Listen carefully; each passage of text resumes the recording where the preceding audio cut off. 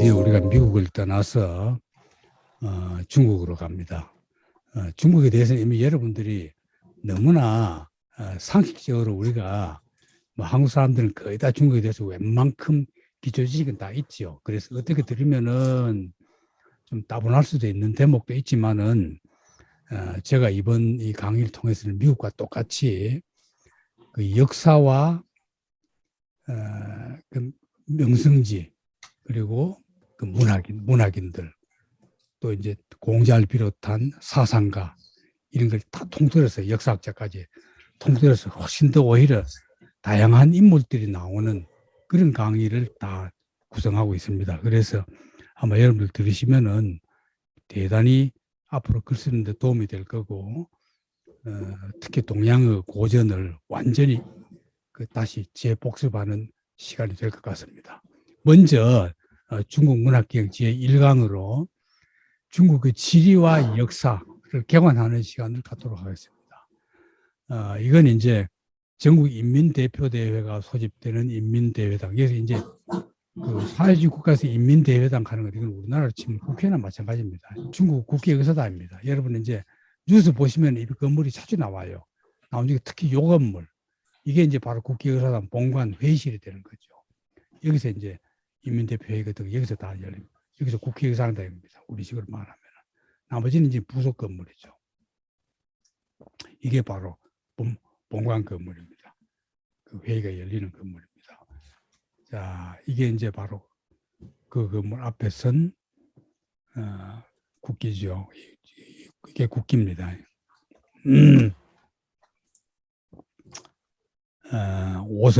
오성기라 그러죠. 오성기, 별이 5개. 중국 국가입니다. 먼저 이제 국기만 합니다. 이 1911년이면 사실은 신해혁명이 나던 해거든. 신해혁명이 10월 10일에 나는데 직전이죠. 10월 4일이니까. 청나라가 공고한 국토, 이게 이제 꿍지오라는, 오라는 거는 우리말로는 구자입니다. 공금구. 이건 무슨 말이냐면은 아주 단단한 금으로 만든 그릇. 그런 뜻입니다. 그 뭐냐? 그야말로 아주 중국이라는 나라가 금으로 만든 그 공기처럼 아주 단단하게 생겼다.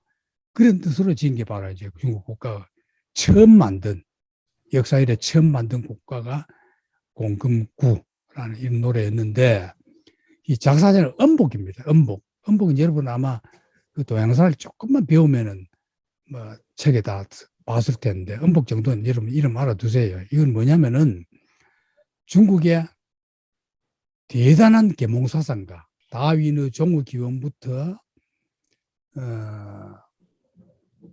서양의 모든 그 민주주의 사상가, 정치, 과학 사상가들을 번역한, 가장 번역을 많이 했던 사람이 바로 엄복입니다.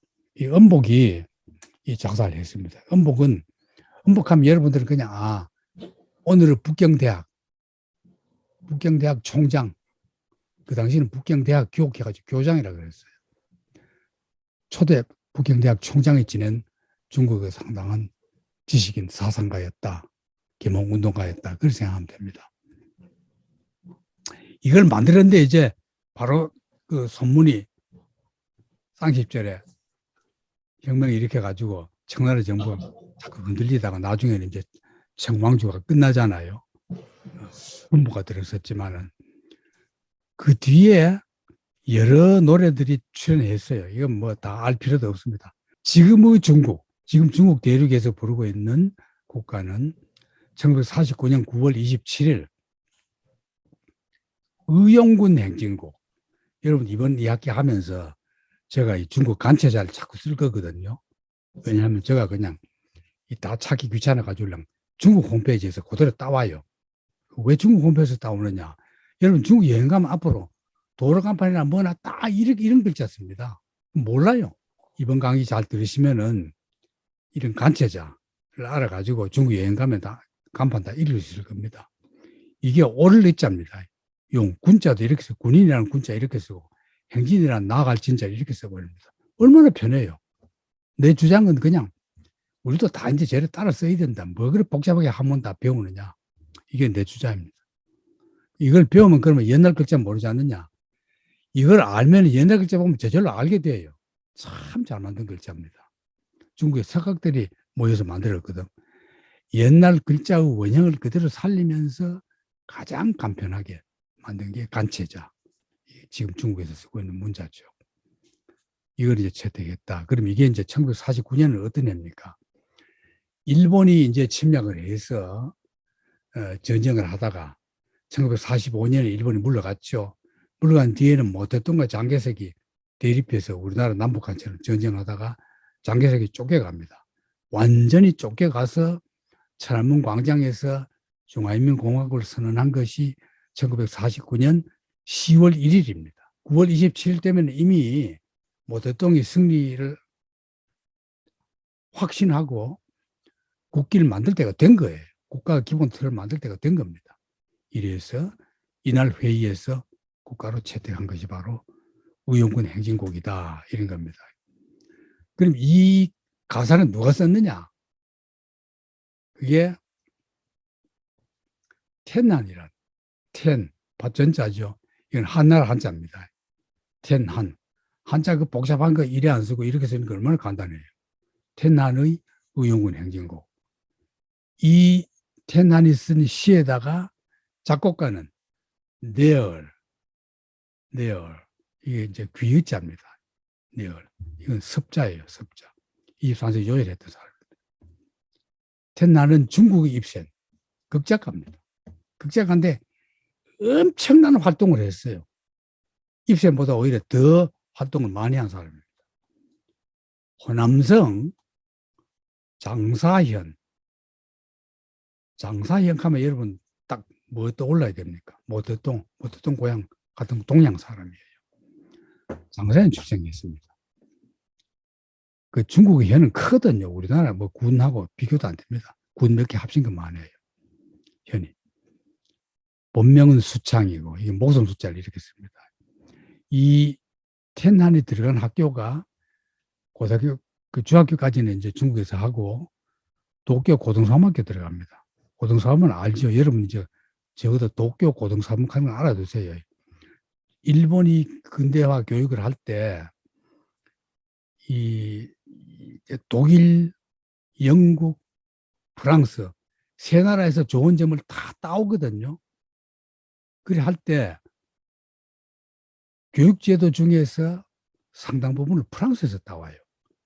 그때 이제 파리 고등사범학교라는 게 있거든. 사르트를 비롯해서 뭐 파리 프랑스 수재들은 다 파리 고등사범 출신이지 않습니까? 최고 대학입니다. 파리 사범대학하고 똑같은 겁니다. 여기 나오면 다 고등학교 선생이 돼요. 그거든. 이제 수재들이 들어간답니다. 고등사범. 여기 유학 시절부터 무대 예술을 관심 가지고 귀국한 뒤에는 창작극과 셰익스피어 세계 들어봐라. 뭐 셰익스피어 능가할 사람 없으니까. 특히 로미오와 줄리엣과 햄릿 이걸 하면서 이제 신곡 운동을 합니다. 이래 하다가 연극과 영화도 함께해요. 이게 텐한입니다. 1968년까지 살아요. 오래 살죠. 1930년대부터 그럼 중국 문학사 전체가 보면요. 나중에 이제 자세히 하게 되겠지만 문학사 전체 흐름을 보면은 20세기 들어와서는 바로 1910년대부터 우리나라는 1910년대 이광수 최남선 계몽주의잖아요. 중국은 이때 계몽주의가 성행하는데 우리나라보다 한 세대 계몽이 앞섰어요. 중국은. 일본보다는 한 세대 늦고 우리보다는 한 세대 앞선 게 중국 계몽주의입니다. 엄복 같은 사람 활동할 때가. 그래 했는데 바로 루신이 그 등장하면서 1910년대 중반 이후잖아요. 굉장히 사회 비판적인 문학이 나옵니다. 그리고 우리나라하고 다르죠. 그러다가 1930년대가 되면은 완전히 그야말로 프롤레타리아 예술이 되어버립니다. 이게 이제 왜냐하면은 중국의 공산당이 창당한 것이 1921년이거든요. 우리나라는 일제 때 1925년에 처음으로 만들어집니다. 공산당이. 그 중국 21년이니까 아시아에서 제일 빨라요. 그래서 그때 이미 공산당 만들어져 가지고 활동을 하는데 10년 뒤에부터는 문화예술학 학문 모든 게 다 그 방향으로 흘러가고 있습니다. 그런데 텐한이 이미 일본에서 공부를 했기 때문에 여기에 들어가요.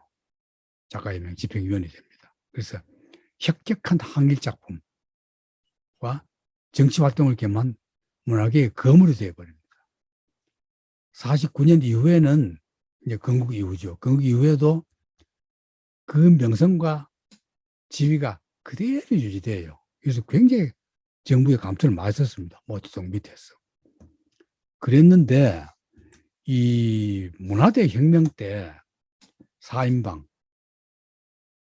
강청이 누굽니까? 모택동 마누라죠. 모택동 부인 왕홍문, 장충계, 요문은 이게 문학평론가입니다. 이 아이의 체포돼요. 그러니까 이게 참 문화대, 만약에 중국이 문화대 혁명이 없었으면은 지금보다 아마 한 20, 30년 더 빨리 발전했을 겁니다. 그런데 이게 이제 20, 30년 발전을 늦춘 거죠. 이때 지식인들은 99%가 다 들어가요. 괜히 체포해가지고 죄도 없는데 투옥돼서 나이도 많으니까 다 죽어가요. 그러니까 301 의원이라는 게 있어요. 이게 중국에서 인민해방군 총의원이거든. 우리 식으로 말하면 육군병원이에요. 제일 믿을 수 있는 데죠. 그 육군병원, 우리나라는 군병원이고 개인병원이 더 유명하지만 중국에는 군병원으로 굉장히 유명하거든요. 그걸 겪어서 죽어요. 68년에. 66년부터 문화대 혁명이 났는데. 그럼 이게 텐한이 썼고, 그다음 작곡가는 누구냐? 레얼입니다. 운남성 구루문자입니다. 곤명 여러분 나중에 가보십시오. 곤명은 뭐로 유명하냐? 사계절 다 꽃이 있는 가장 온화한 도시. 이게 중국에서 곤명입니다. 정말 좋은 곳이에요. 쿤밍 그래 말하죠. 윈난사범, 운남성에 한 성의 사관학교가 하나 내지 두 개씩 있거든요. 그게 수제입니다. 이때 사관학교 들어간 거는. 윈난사범은 나와서 공산당원으로 프라테라 작곡가 활동 중에 국민당에 쫓겨가지고 해외 도피 중에 막 프랑스까지 가고 이럽니다. 그러다가 세계 여러 나라 유럽도 다니다가 일본으로 와서 가나가와 해변에서 수영 중에 익사해버립니다. 굉장히 일찍 죽었죠. 너무나 일찍 죽은 겁니다. 이때 죽었으니까. 자, 바로 이 작곡가입니다. 그럼 이게 이제 이 노래가 원래는 영화 주제곡입니다. 영화의 제목은 풍운의 아들, 딸, 이 바람풍자입니다. 구름문자. 이거는 아동 아자입니다. 어린애 하는. 아자를 그 중국에서는 이걸 얼주 이르면 아들입니다. 그러니까 풍운의 시대의 아들과 딸들. 영어 번역 보면 딱 알겠죠. 스톰, 풍운의 시대의 아들과 딸들. 트러블, hard times, children of hard times. 그런 겁니다. 이게 원제가 원래 이 영화에서의 원제목은 노래 제목은 만주는 만주입니다. 만주를 반대하고 일본에 저항하는 의용군 행진곡. 그 만주를 왜 반대하느냐? 만주 자기 나라인데. 궁금하죠? 이 뒤에 나옵니다. 내용에. 풍문 아들 딸. 이 영화의 주제곡이 바로 의용군 행진곡이다. 이게 바로 국가가 된 겁니다. 이 영화거든. 35년에 나온 영화입니다. 35년에 나온 영화인데 배우들은 이게 지금 뭐 나도 하나도 모르는 처음 보는 배우들이에요. 영화 줄거리를 보면 이제 확실히 이걸 알게 되는데 중국에서 앞으로 중국 하면서 동북지역 이릅니다. 이 동북지역이 우리식으로 말하면은 간도예요. 간도지역. 이거 동북 삼성 이래 말합니다. 동북 삼성. 이게 길림성, 흑룡강성, 연영성, 이 동북 삼성이 우리나라 역사와는 가장 밀접한 관계가 있고 독립운동가도 가장 밀접한 관계가 있던 게 바로 동북 삼성입니다. 이걸 우리는 그냥 만주라고 표현하고 중국은 만주라는 말을 안 써요. 아예 그걸 못 쓰게 합니다. 왜? 이건 일본이 만든 단어거든요. 이 지역 출신인 신바이화라는 시인과 이 시인의 친구인 대학생 양질부가 9.18 사변, 이거 여러분 9.18 사변 빨간 걸로 쓴 건 여러분 머릿속에 외워두세요. 9.18 사변은 중국 역사에서 굉장히 중요한 겁니다. 이게 뭐냐면은 1931년 9월 18일에 일어났다고 9.18 사변이래 말해요. 그렇게 해서 말하고 역사에서는 만주사변 혹은 유조 사건, 류타오후 사건이라고도 말합니다. 여러분 만주할 때 한문으로 쓰라하면 90%가 틀려요. 이 주자가 이상하게 여기 만주 대륙 아닌데도 삼수변이 들어가요. 그럼 되게 웬만한 지식이 일단 만주 한문으로 쓰라하면 삼수변 빼버리고 만주 쓰거든. 그럼 그건 정확한 지식이 아닙니다. 삼수변이 반드시 들어가요. 왜 들어가느냐 모르겠어요. 이유가 없어요. 어쨌든 이건 일본이 만든 말이거든. 그 왜 어떻게 만드는지 이래 만든 겁니다. 이제 청나라가 이제 망했단 말이죠. 망한 뒤에 청왕조가 없어져 버렸어요. 그런 중국의 군벌 시대에 들어가거든. 대혼란입니다. 주정국 시대처럼. 그럴 때인데 중국이 땅덩어리는 크고 나라는 힘이 없고 하니까 일본이 어떤 흑심을 먹느냐. 일본이 중국 전체를 먹으려고 그래요. 그럼 그 전체 바로 중국하고 전쟁할 수 없잖아요. 일본 나라가 작으니까. 먼저 만주를 먼저 침략합니다. 멀쩡한 나무 땅을 뺏는 거야, 일본이. 뺏는 방법이 뭐냐? 제1차로 조선인들을 그쪽으로 강제 이주시켜요. 그게 간도입니다, 간도. 그 용정. 제일 먼저 우리 민족들이 용정으로 가거든요. 용정으로 이주시켜요. 물론 그 전에 있었지만은 근대 이민은 일본에 의해서 이제 용정이 만들어집니다. 용정이 만들어지니까 일본이 이때는 이미 조선이 일본 식민지거든. 식민지니까 일본 입장에서 보면 조선은 자기 땅이야. 그 조선 민족은 자기 식민지 국민이야. 일본 국민이야.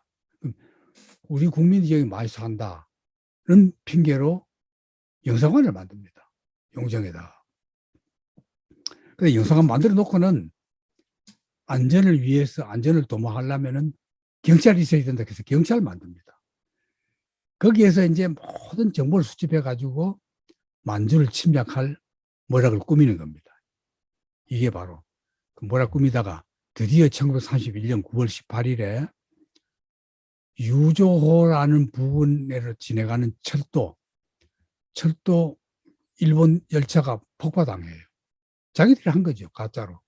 자기들이 폭파해 놓고는 중국 군들이 했다하고는 전쟁을 일으켜가지고 만주 일대를 침략해 버립니다. 그 군대를, 일본 군대를 파견해가지고. 그랬거든. 그래서 이제 가짜 수도를 장춘에다 만들고, 그게 만주국이에요.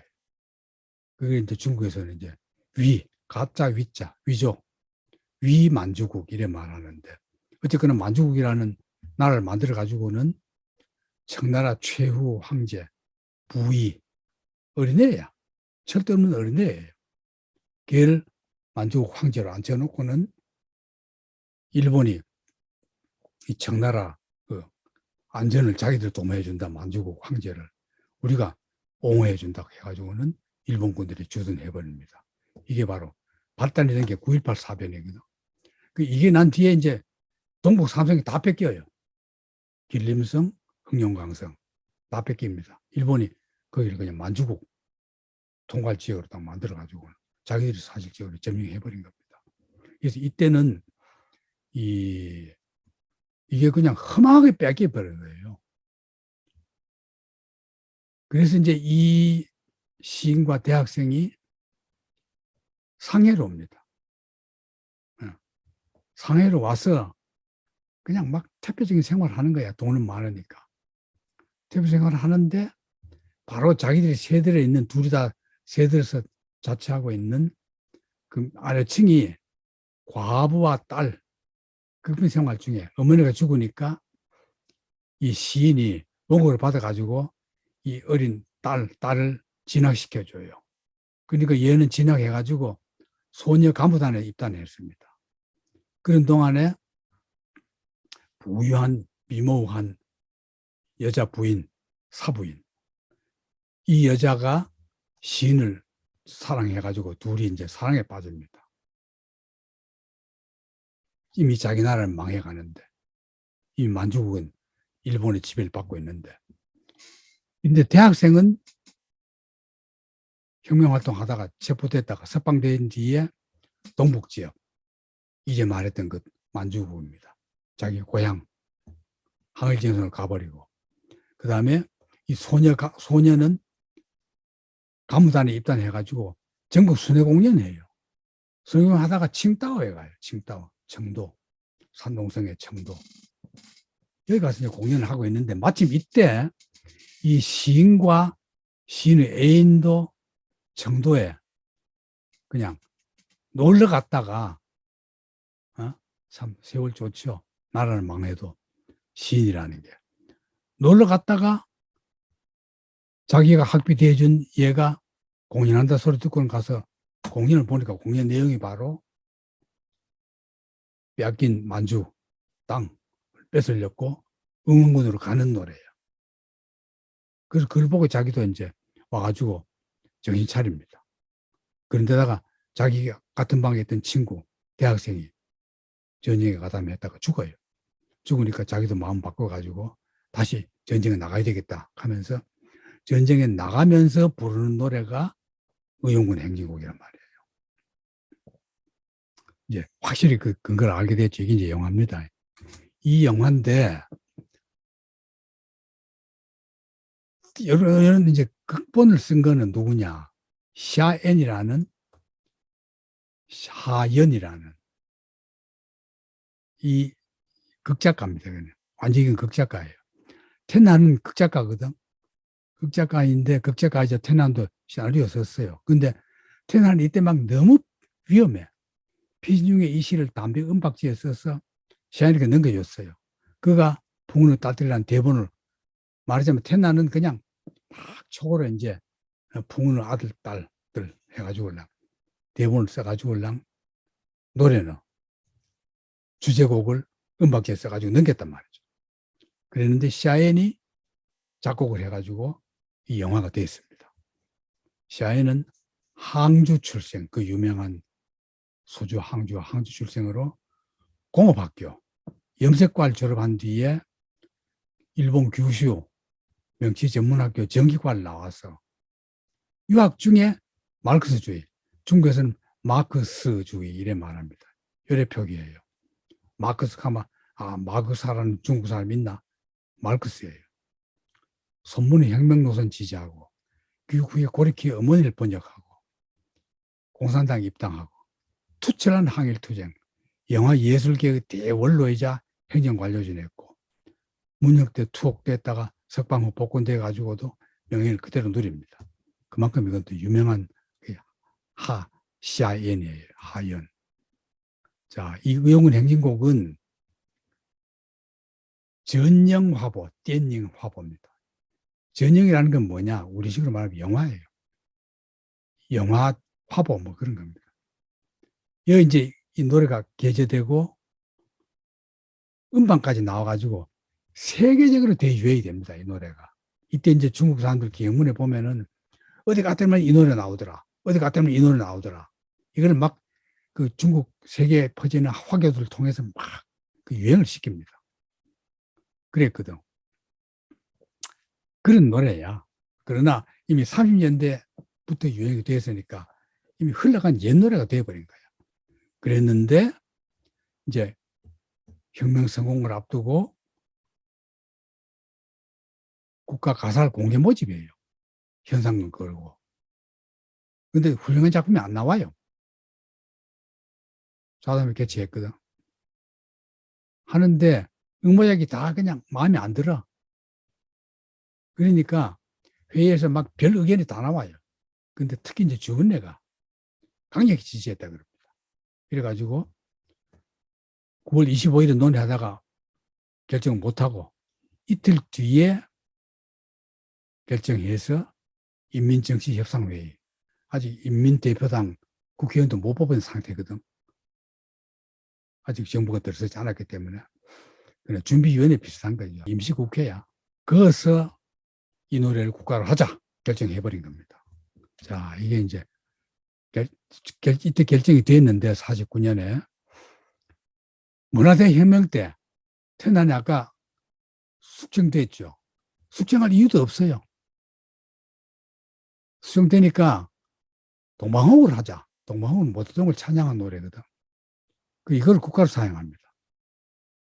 그러니까 또 이해가 제기돼요. 모태동 찬양까지만은 국가는 할 수 없다. 국가는 딴 거 해야 된다. 그래서 다른 걸로도 쓰다가 또 다시 의용군 행진곡 쓰자 했다가 가사가 마음에 안 드니까 가사를 수정도 했다가 결국은 2004년 중화인민공화국 제10기 국회에서 이걸 헌법에다가 아예 중화인민공화국 애국가는 의용군 행진곡에다 딱 헌법에 박아버려요. 아무도 못 고쳐. 고치려면 헌법을 바꿔야 돼요. 이게 이제 가사입니다. 만주 땅을 빼앗긴 뒤에 우리 땅 뺏으러 가자 하고 항일전에 나서는 그런 사람들의 결이거든. 그러니까 이제 회의할 때 애국가라는 게 너무 투쟁적이고 전투 위주다. 그렇게 해서 이제 반대도 많이 있었어요. 그런데 이제 주은래가 끌릴 필요 없다. 프랑스 마르세유 그 행진곡이거든. 프랑스 국가도 그런 건데 우리도 그래 하자. 그래서 그냥 이게 돼버린 겁니다. 이거 좀 읽어보십시오. 새로운 마리장성 쌓자. 중화민족계 가장 위험한 시기가 도래했다. 모든 사람이 억눌려 부르짖는 최후 감성 전진하자. 프랑스 마르세유하고 비슷하죠. 마르쉐 하는 게 마치 하는 거죠. 나가자 하는 거.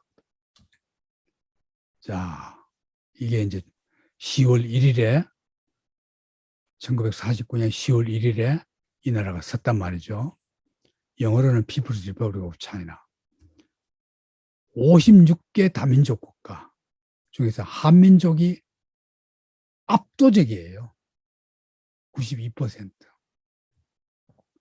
총 면적은 960만 평방킬로미터. 북동쪽은 한국, 러시아, 서쪽은 카자흐스탄, 키르기스탄, 타지키스탄, 아프가니스탄. 남서쪽은 인도, 파키스탄, 네팔, 부탄. 남쪽은 미얀마, 베트남, 라오스. 북쪽은 몽골, 러시아. 엄청납니다. 전국적 33%가 산, 26%가 고원, 19%가 분지, 평원은 12%뿐이에요. 그 넓은 땅덩어리예요. 그런데 농경지 면적은 세계 4위. 식량이 거의 됩니다. 이게 이제 중국 영유권 지도입니다. 이거 뭐 여러분 영어로 돼서 아마 읽기 오히려 어려울 거예요. 지리적 특성은 서고동저, 서북쪽이 높고 동남쪽은 낮아요. 지금 상하이 여러분 여행지 제일 자주 가는 상하이 같은 데가 낮습니다. 그래서 평야지대가 서남쪽에 제일 넓은 평야가 있고 서북쪽은 고산지대, 산맥지대. 남북의 길이가 5,500km. 우리나라랑 비교도 안 되죠. 최남단의 남사군도. 동서는 5,200km. 그러니까 남북과 동서가 다 빵빵하게 이렇게 막 몸체 좋은 건강 체질의 남자 육체 같은 그런 게 바로 중국 땅이다. 우수리강, 해룡, 북룡, 흑룡강, 파미르공원, 파미얼 이랬습니다. 국경 마주한 나라마다 14개 나라. 바다를 마주한 나라는 6개 나라. 복잡한 나라죠. 이겁니다. 자, 이게 전체를 보면은 이게 이제 중국 지금의 지도가 아니고 옛날 지도입니다. 옛날 지도를 보면은 이제 우리나라죠. 여기는 만주야. 만주인데 이제 지금은 내몽고 해가지고 이만큼 차지하고 있단 말이죠. 내몽골 해서 이만큼 차지하고 있고. 아우터 몽골리아는 외몽고죠. 이건 소련이 가지고 가버렸어요. 그리고 티베트 같은 건 지금 중국 그대로 있죠. 그리고 요새까르 땅, 요새까르 땅이 한족이 주로 사는 지역입니다. 옛날 중국 하면 그냥 요것만이었어요. 그러다가 오히려 49년 돼 가지고 훨씬 더 중국 땅덩어리가 중국 역사상 가장 넓은 게 지금 중국 중화인민공화국입니다. 이게 타이완. 대충 머릿속에 개념은 오죠. 개념을 오는데 여러분 이제 알아야 될 거는 원래 우리나라는 러시아하고 국경이 맞대지 않았습니다. 이만큼이 다 중국 땅이에요. 지금 연해주 하는 그 땅이 다 중국 땅입니다. 땅이었는데 청나라 말기에 와서 정확하게 1860년 북경조약에 의해서 여기가 연해주라고 해서 이만큼이 소련 땅이 되어버린 겁니다. 그래서 러시아하고 1860년대부터 여러 개 조금만 이어져 있는 거죠. 이 밑으로는 지금 아직 중국 땅이고. 그때는 청나라가 바보죠. 땅을 그냥 줘버린 거야. 돈도 안 받고. 자, 큰 도시 보십시오. 순서대로 1번 상하이, 상해. 2번 어디입니까? 북경.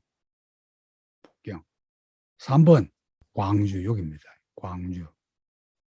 4번 선전, 심탄칸, 선전. 개방 무역 항이죠. 지금 굉장히 공장 많이 들어서는 우리나라 사람들 많이 가 있죠. 5번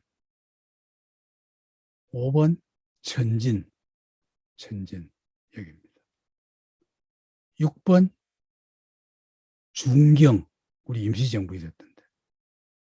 7번 홍콩, 8번 동완, 이건 잘 모르죠. 9번 남경, 10번 무한. 아마 8번 빼놓고는 여러분 나머지 9개 도시는 다 우리 머릿속에 익숙한 도시들이죠.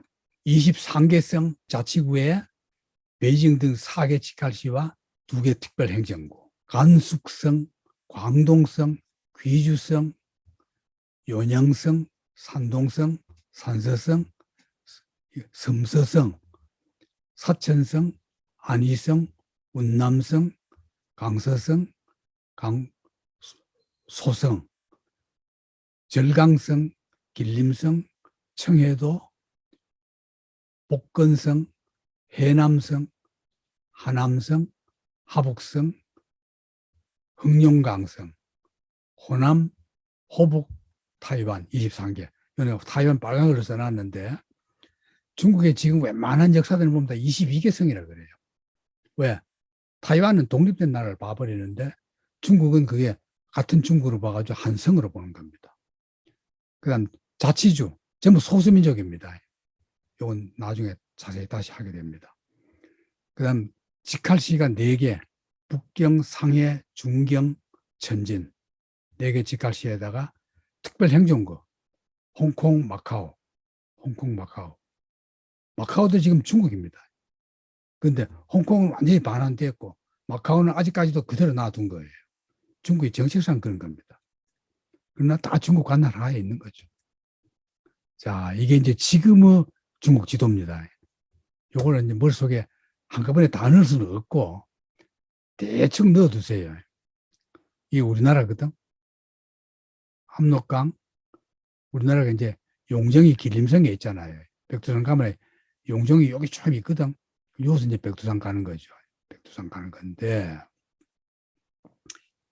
흑룡강성 가면 여러분 다 아는 하얼빈, 연영성 가면은 심양, 옛날 우리나라의 심양, 이 세 나라가 세 성이 동북 삼성, 옛날 만주에 뺏겼던 땅이다. 요겁니다. 만주에 뺏겼던 땅 요거. 이게 내몽고 자치구 이만합니다. 내몽고 자치구. 그래. 외몽고, 옛날 몽고는 이만큼 더 컸거든. 외몽고는 러시아 땅 돼버렸습니다. 내몽고는 중국 땅이 되고. 그 다음에 이거는 주로 이제 회교도들이 있는데, 여기는 불교도들이 있는데, 티벳. 여기는 광서족, 소수족이 있는, 몸집 작은 남방북의 소수민족. 이게 이제 특별구가 되는 거죠. 소수민족이 있는데. 나머지가 이제 다 중국 땅이거든. 그럼 이게요, 북경인대가 여기입니다. 1, 2. 그렇죠? 이게 하복서입니다. 하복서. 그 다음 뭐 이게 나중에 쭉 이제 우리가 다 각 지역별로 볼 건데, 대충, 이 색깔이 자치주들. 요 색깔이 직할시. 우리 식으로 말하면 서울 직할시 가는 직할시. 중앙정부에서 직접 다스리는 1, 2, 북경, 천진, 중경. 직할시. 나머지는 성, 소수민족. 이렇게 되어 있단 말이죠.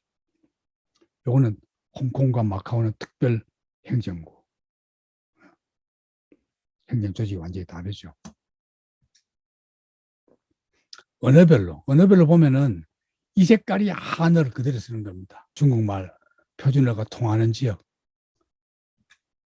표준어가 통하는 지역이고. 나머지는 다 달라요. 복잡합니다. 특히 이게 이제 한어가 다 통하는 데고, 그 다음에 액센트나 조금 다르긴 하지만은 한어로 통한 데가, 중국말 통한 데가 여기.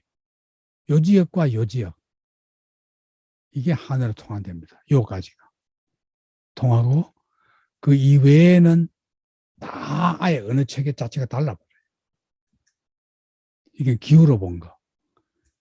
요게 제일 좋은 땅이고, 그게 서고 동지어 이랬죠. 서쪽 높은 지대, 산악지대, 사막지대, 산악에다가 사막, 동지어, 평야지대. 대충 머릿속에 지도 전체 계획은 오죠. 자, 그럼 오늘은 중요 강, 이건 여러분 이제 중국 문학 하면 시에도 많이 나오고 역사에도 많이 나오고 뭐 굉장히 자주 나오는 강들 몇 개는 이제 외워두세요. 첫째는 양자강. 우리말로는 양자강. 근데 중국 역사에서는 장강, 강수, 대강 이렇게도 나옵니다. 6,300km. 중국 여행하다 여러분 보면은 공리 가면은 킬로미터입니다. 공리. 장강은 남서부는 청해도, 티벳, 서장, 운남성, 사천성, 중경. 중부는 호북성, 호남성, 강서성. 동부는 안희성, 강서성 지나서 상해에서 동중국해, 우리식으로 말하면 황해, 동중국해로 흘러드는 거. 이게 중국에서 가장 유명한 장강, 양자강입니다. 양자강이 남쪽에 있어요. 상해로 흘러드는 거니까. 자, 요건 중국말 된 건 내가 빼고, 남해안은 벼농사 지대, 강남, 장강은 남쪽을 강남 지역 합니다. 강남 같은 집이 도는 데다 여기에요. 동해안은 강동, 이래 부릅니다. 장강 지역입니다. 여기서부터 쭉 흘러가지고 중경을 거쳐서 악양을 거쳐서 무안을 거쳐서 구강을 거쳐서 남경을 거쳐서 남경, 상해로 빠진다. 대단하죠. 이거 뭐 우리나라 지금 중국 갔다 온 사람이 하도 많아가지고 중국 문학자들이 장강만 따라 쭉 여행하고 나온 장강 여행 그 기행문도 있어요. 장강의 지류는 이거 일일이 내가 다 설명해서 여러분 잠깐 잊어버릴 거니까 강 이름만 말합니다. 가릉강, 자링장, 한수. 여러분 한수하는 게 이겁니다. 한수. 한강 이름 똑같아요. 여기서 나온 겁니다. 한수 혹은 한강, 섬서성. 이 섬성이 중국 역사에서 굉장히 중요하거든요. 섬성 여러분 딱 머릿속에 외워두세요. 바로 서안이 있는 도시, 섬서성. 그 진행됩니다. 유명한 병영교도란이 일어났던 곳이고, 중국을 나타내는 한족, 한나라가 이 강에서 유래했다. 이건 외워두세요. 아, 바로 장강 유역의 한강, 한수, 중화 한족 그 이름이다. 바로 여기서 나왔다. 장강에서 나왔다. 민강, 문수란데 이건 옛날 중국 문학에 많이 나옵니다. 오강, 오강은 두 개 나와요. 그 중정하고 용해는 귀주성에서부터 중국 동부 서부에 나 있는 거거든. 서부에 있는 건데 항우가 최후를 맞은 곳은 여러분 자료에 잘못되어 있을 거예요. 여기 아닙니다. 안희성입니다. 다른 오강이에요. 황하. 그다음 두 번째 긴가입니다. 황하는 여러분 너무나 잘 알죠. 청에서 꼴륜산맥을 겪어가지고 사천성 겪어서 감수성 쭉 지내가지고 발해만으로 접어듭니다. 발해만. 그러니까 중국 지도가 이렇게 있으면은 황하가 그 북쪽에 있고 장강은 그 밑에 있고 양자강은. 그럼 황해와 양자강 두 개가 딱 버티고 있는데 다 우리가 문화사에서 배울 때는 양자강 문명 혹은 황하 문명 그래 말하죠. 두 강의 문명. 그게 황하입니다. 북쪽에 있는 겁니다. 황하 문명을 중요하게 말하죠. 이래서 이 일대를 중원이라고 하면은 이 강의 중원 이하에 넘어와서 중국을 중원이라고 말합니다. 일면 표기가 중원이라고도 하거든. 그게 황하 문명의 발상지이자 역대 왕조의 수도. 하루를 내리면서 요연으로 강의는 바뀌어가 여러 가지 나눠집니다. 하도 그냥 막 묻혀가지고 섬이 되고 강물이 흐름이 바뀌어지게 해가지고 뭐 대충 할 수 없어요. 그러나 대충 보면은 이렇게 황하가 여기서부터 쭉 올라가지고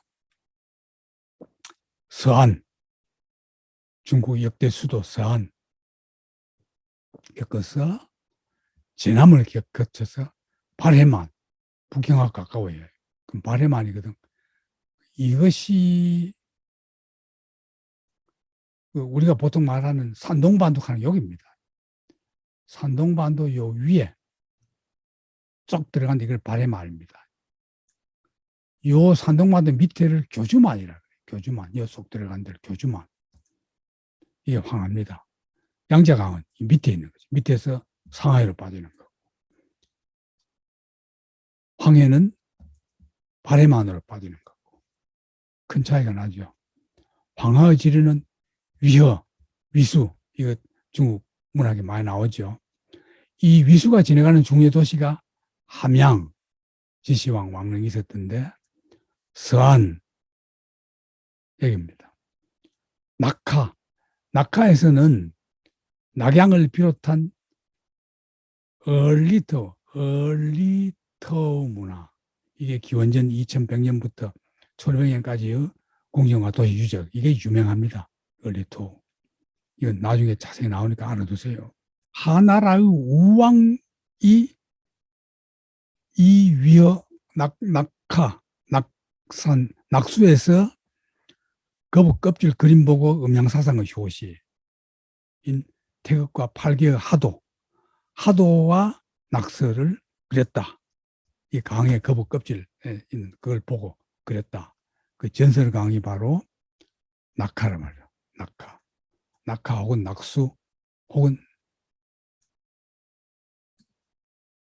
자 그다음 회허 이것도 옛날 문학에 많이 나온답니다. 회허도 이거는 사독이라고 민간신앙 하천이 이 중국은 다 5개입니다. 4개 아니면 5개예요. 전부 이게 신이 산다는 강들이에요. 요 이제 자세히 다 나오는데 이거 여러분 나중에 자료 쓸 때 그냥 찾아보면 돼요. 내가 일일이 설명을 안 해도 딱 보면 알겠죠. 이게 회어입니다. 회어.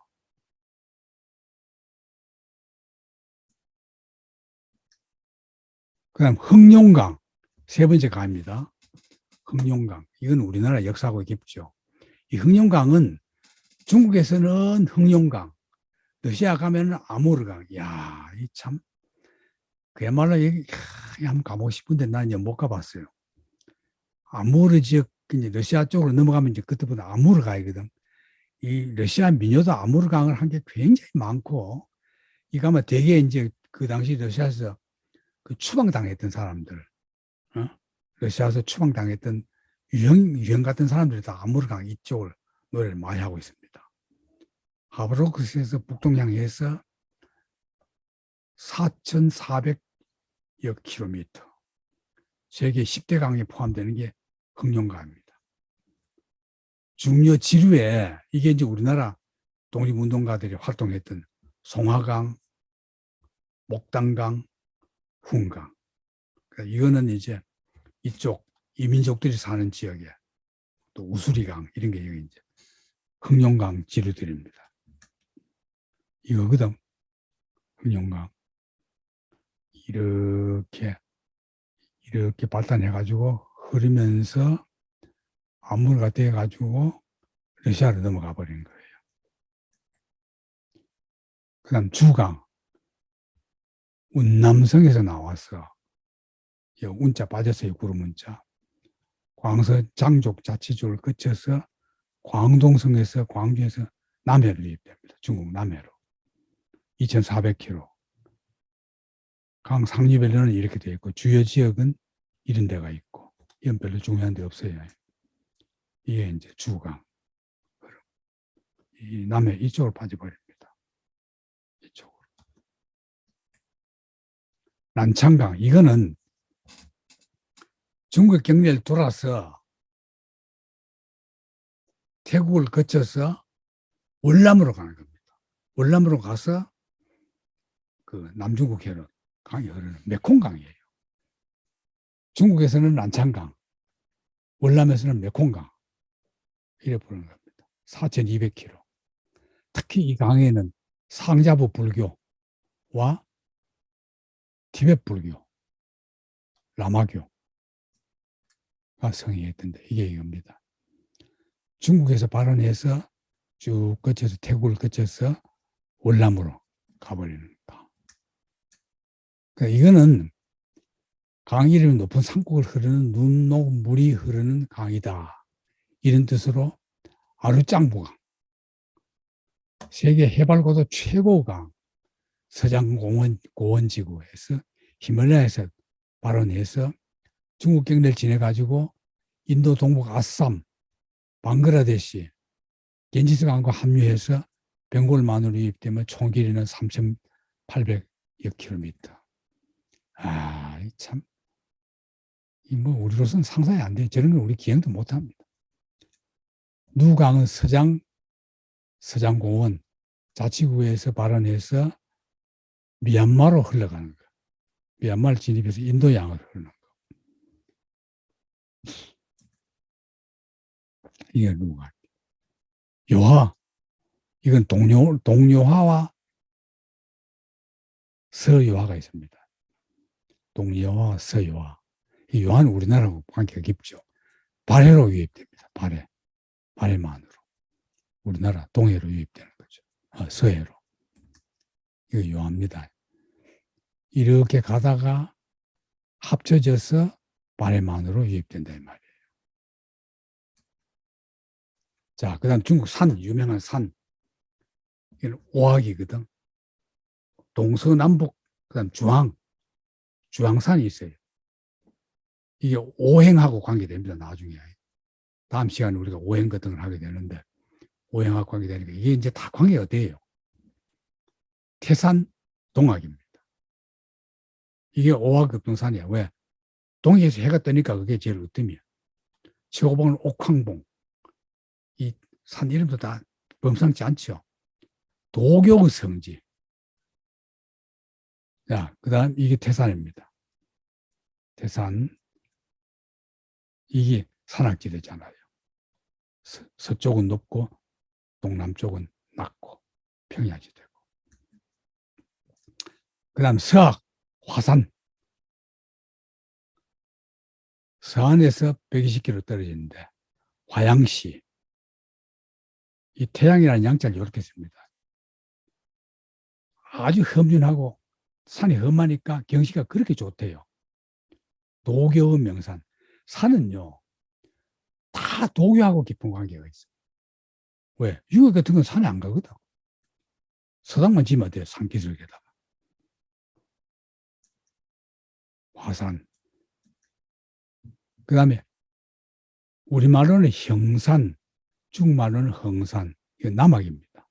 화남성 소재거든. 제왕들이 제사 올리는 게 바로 여기에요. 도교와 불교 성산으로 절성지고 명칭은 천지간의 형량, 도량향을 측정하는 시원이 바로 이 형산에서 시작됐다 해서 이렇게 말하고, 종교문화 중심지로 남종선, 천태종, 조동종 그 발원지가 바로 형산이다. 도교 복지로 이게 이제 동남아와 동아시아 우리나라 사람도 이제 많이 가요. 복 받으려고. 지금 복 받는 데가 있대요. 난 안 가봐서 모르는데. 이게 이제 경치가 제일 낫다는 겁니다. 그 다음에 북악입니다. 북악은 죽어서 간 데입니다. 무시무시하죠. 그러니까 전속 군사 전략기지로 활용했고, 이제 그대로 남아있고. 북악대제, 저승신입니다. 북악대제. 이겁니다. 험하니까 군사기지로 쓴 거죠. 자, 이랬거든. 그 다음에 숭산, 이거 중악입니다. 자, 중악은 동서남북 다 산이 있고, 그 중간에 있는 산이에요. 그 4개 산의 중간에 있는 산. 이게 바로 숭산이거든. 자, 하남성에 있고, 우왕의 두 부인을 모신 상. 우왕 두 부인은 누구냐? 이 나중에 나와요. 역사할 때 자세히 나올 겁니다. 75개 봉우리로 구성되어 있고, 우왕의 부인이 둘인데 둘 다 자매예요. 친자매예요. 그것도 공주예요. 왕의 두 딸을 우왕한테 둘 다 시집 보내버렸거든. 서원이 유명한 서원이 하나 있고, 서원은 이제 유학이죠. 중산입니다. 다 볼만하죠. 근데 여기가 이제 그 유명한 달마대사가 돌을 튼 것이자 소림사가 바로 이 산 밑에 있고, 도교의 성지고, 북으로는 황하와 낙수, 남은 영수와 기산. 이게 낙수, 아까 거기서 오행에 나왔다 그랬죠? 거기 낙수입니다. 낙수. 영수, 기산, 다 이게 역사에 나오는 겁니다. 동으로는 오왕조 도읍지, 서로는 구왕조 도읍지, 낙양. 유명한 지역이죠. 세계 지질공원으로 5개 지층을 한꺼번에 딱 볼 수 있는 산이다. 우리가 이래 봐서 모르는데 5개 지층이 나타난 데가 있대요. 이게 소림사. 주요 산맥은 동서를 뻗은 천안산맥, 곤륜산맥, 남서북에서 북동으로 쭉 뻗은 대흥안령, 장백산맥, 태양산맥, 북서에서 남동향은 알타이 산맥, 기른산맥, 히말라야 산맥, 소흥안령. 산맥도 뭐 어마어마한 겁니다. 그러니까 산, 강, 들 다 있는 거예요. 이 넓은 땅에. 모든 국토가 다 갖추고 있는 데입니다. 타그라마칸하고 천산산맥, 곤륜산맥, 이 서북쪽 이 지역에 다 있단 말이죠. 여기에. 자연 요새예요. 대흥안령 이렇게 되어 있거든. 그 다음 장백산. 이게 천지죠. 알타이 산맥. 알타이 이렇게 부르는 겁니다. 표기를. 이게 이제 쭉 서북 지역의 높은 산들을 쭉 다 부린 겁니다. 히말라야 일대. 자, 이상으로 중국 지리는 대충 끝나고 다음 주에는 각 지역별로 유명한 명승지를 보기로 합니다.